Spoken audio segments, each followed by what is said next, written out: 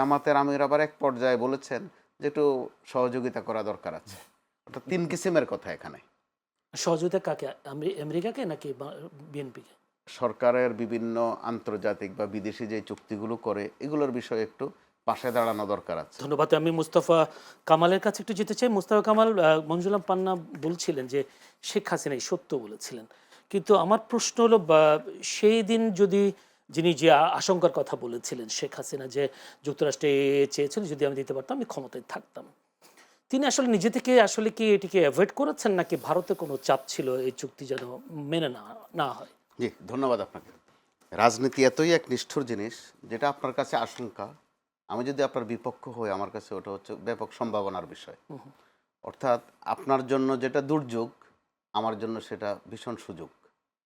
যে কারণে বিশেষ করে এই চুক্তি বিষয়ে, বিদেশি চুক্তির বিষয়ে আজ পর্যন্ত কখনো আমাদের দেশীয় গণমাধ্যমে পরিষ্কার কোনো তথ্য আসে না। আওয়ামী লীগের বিরুদ্ধে অভিযোগ ছিল যে আওয়ামী লীগ বাংলাদেশকে ভারতের কাছে বিক্রি করে দেয়। ২৭-২৮ বার বাংলাদেশকে বিক্রি করে দেওয়া হয়েছে ভারতের কাছে। আর একবার তো বোধহয় ফেনী পর্যন্ত ভারতকে দিয়ে দেওয়া হয়েছে। ফেনীর পর যেতে হলে সম্ভবত আলাদা পাসপোর্ট লাগবে বা ভিসা লাগবে।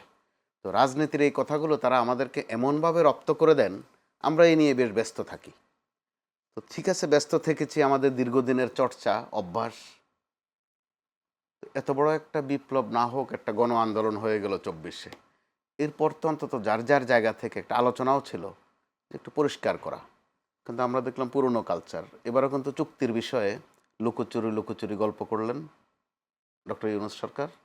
প্রথমে তো স্বীকারই করেননি, তো আবার এই চুক্তির পুরোভাগে কে, ফ্রন্টলাইনারকে ডক্টর খলিল। তো যখন উনি অন্তর্বর্তী সরকারের উপদেষ্টা ছিলেন, তখন এই আজকের যারা ক্ষমতায় আছে তাদের কাছে উনি ছিলেন বড় বাজে লোক। মানে তার মতো এত বাজে লোক আর বাংলার জমিনে আরেকটা নাই। পদত্যাগ করছে। মাঝে মধ্যে আবার বলেছিলেন তো উনি বাংলারই কেউ না, উনি ভিনদেশি, পেশাদার ভিনদেশি এসব দুষ্টামি কাজে।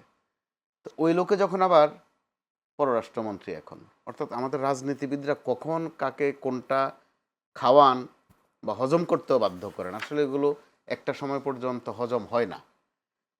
আবার তিনি একটা বয়ান দিয়েছেন কিন্তু, যে এই চুক্তির বিষয়ে ৩ দিন আগে যে চুক্তিটা হয়েছে, যে তখনকার বিএনপি এবং জামাত দু দলের সাথে ওনার কথা হয়েছে। তো ওই দুই দল, একদল ক্ষমতায় আছে, একদল বিরোধী দলে আছে, তারা এই বিষয়টাতে প্রশ্ন করলে আরেকটা জবাব দেয়, ধারে কাছেও যায় না। জামাত আবার বলছে যে আমরা জানতাম না, আমাদেরকে জানানো হয়নি। বিএনপি চুপ। আবার জামাতের আমির আবার এক পর্যায়ে বলেছেন যে একটু সহযোগিতা করা দরকার আছে। অর্থাৎ তিন কিসিমের কথা এখানে। সহযোগিতা কাকে? আমেরিকাকে নাকি বিএনপিকে? সরকারের বিভিন্ন আন্তর্জাতিক বা বিদেশি যে চুক্তিগুলো করে এগুলোর বিষয়ে একটু পাশে দাঁড়ানো দরকার আছে। ওখানে কিন্তু আবার খুব মহব্বতী কথা। তো এই গেল একদিক। দ্বিতীয় দিক, তো এই সংসদে তো হতে পারতো, যারা আজকে বিরোধী দলে আছেন তারাও একটু একটু সরকারি দলে ছিলেন কখনো না কখনো। বিএনপির সাথে তাদের মিতালি ছিল। আবার বিএনপি এখন সরকারি দলে আছে, তারাও বিরোধী দলে ছিল। তখন তারা কি বলতো এসব চুক্তি সম্পর্কে? বারবার বলতো যেটা সংসদে উত্থাপন করা হোক, পরিষ্কার করা হোক। কিন্তু এখন তারাও কিন্তু আবার পরিষ্কার করছেন না। কয়েকদিন আগে আবার একটা সমঝোতা চুক্তি হয়েছে, যখন জ্বালানি বিষয়ক, যখন ওই ডক্টর ইউনূসের ক্ষমতা থেকে বিদায়ের দিন চারেক আগে চুক্তি হয়েছে, ওইটা নিয়ে আলোচনা কিন্তু দমায়ে দিলেন, যখন আবার একটা সমঝোতা চুক্তি করলেন। তো চুক্তি তো অবশ্যই দেশের ভালোর জন্যই তারা করেছেন, আমরা এইভাবেই যদি বিশ্বাস করি। তো ভালোটা আমাদেরকে একটু জানাইতে সমস্যা কি, যে আমরা কত ভালো আছি, আরও কত ভালো থাকব।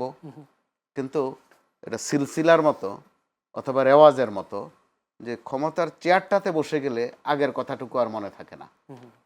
তো এরকম একটা অবস্থার মধ্যে দিয়ে আমরা কিন্তু এই পর্যায়ে যে আমার প্রশ্ন এই জায়গায় মোস্তফা কামাল, সেটা হচ্ছে এখন তো চুক্তি সম্পন্ন হয়নি যে সুমিয়া আকসাই যুদ্ধটি যদি হয় বাংলাদেশের জন্য কি বিপদ হতে পারে? বাংলাদেশ তো বরাবর একটা আপদে থাকে, মাঝে মধ্যে বিপদে থাকে, শেষ পর্যন্ত আমাদের বোধহয় কিচ্ছুই হয় না। পান্না ভাই যথার্থ একটা শব্দ বলেছেন, ডিপ স্টেট। এটা বাংলা তর্জমা বোধহয় গোপন কোনো কাজ কারবার, রাষ্ট্রের মধ্যে রাষ্ট্র। তো রাষ্ট্রের মধ্যে কিন্তু আবার পররাষ্ট্রও ঢোকে।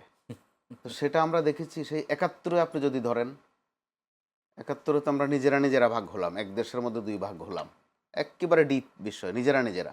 তো ওখানেও তো রাশিয়া যুক্ত হয়েছে, যুক্তরাষ্ট্র যুক্ত হয়েছে, চীন যুক্ত হয়েছে। মিডল ইস্ট যুক্ত হয়েছে। এরপরে যদি আপনি 75-এর ট্রেজেডি ধরেন, ওখানেও ডিপ স্টেটের কারবার ছিল। এর পরবর্তীতে যদি আপনি 90-এর এরশাদ পতন ধরেন, ওখানেও ডিপ স্টেটের ফাংশন ছিল। 111-এ তো আচ্ছা মতোই ছিল, 24-এ এসে আরও ভালোভাবে ছিল, পাকাপোক্তভাবে। এই ডিপ স্টেটেরও যিনি মজা নেন, যিনি উপকারভোগী হন, তার কাছে এটা বড় মধুর। আর যিনি আক্রান্ত হন, তিনি তখন অত্যন্ত দেশপ্রেমিক হয়ে যান। এই এক ট্র্যাজেডির মধ্য দিয়ে কিন্তু আমরা তার মানে আছি। এই পর্যন্ত যদি বলি 71-এর পর থেকে সবাই ডিপ স্টেটের মজা নিয়েছে। হ্যাঁ, সবাই মজা নিয়েছেন এবং এটার জন্য লালায়িত থাকেন। কিন্তু যিনি ওই ভাগটা পান না, ওই শরিকানা পান না, বঞ্চিত হন বলে মনে করেন, তখন উনি একটু কান্নাকাটি করেন। জি। আর আশা করেন যে তার কান্নাকাটির সাথে আমিও যেন একটু কান্নাকাটি করি।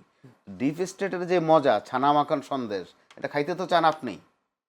আপনি না পেলে আপনি তখন না পেলে দেশপ্রেমিক। দেশপ্রেমিক। জি, একটু আসবো আপনার আপনাদের। দেশপ্রেম নিয়ে আপনি থাকেন, কিন্তু তারা সাফল্যের সাথে, দক্ষতার সাথে জনগণকে ইনভলভ করতে পারে। আর আমাদেরকে নানান জরুরি কাজের মধ্যে এই ধরনের বিষয় দিন কয়েক অনেকটা নাচানোর মতো করে আমাদেরকে ইনভলভ করেন। কদিন পরে দেখবেন আমরা আগামী 2 দিন পরে অন্য এক সাবজেক্ট নিয়ে ব্যস্ত হয়ে যাব। অথবা যারা এখন ডিপ স্টেটকে গালি দেন, তারাও ওখানে কোনো শরিকানা পান কিনা, শরিকানা পেলে তারাও খুশি হয়ে যাবে। ফকর পান কিনা, জি। তারা ওখানে দেশের স্বার্থে জি। জড়িয়ে যাবেন। আর তাদের তো বয়ান হচ্ছে দেশের স্বার্থে, যা করেন সব দেশের স্বার্থে আর জনস্বার্থে। বিদেশি টাকা পাচার করলেও আমাদের ওটাও জনস্বার্থে। ওটাও জনস্বার্থে। জনস্বার্থে। জি, মঞ্জু আলম পান্না একটু শুনতে চাই আসলে মেরিন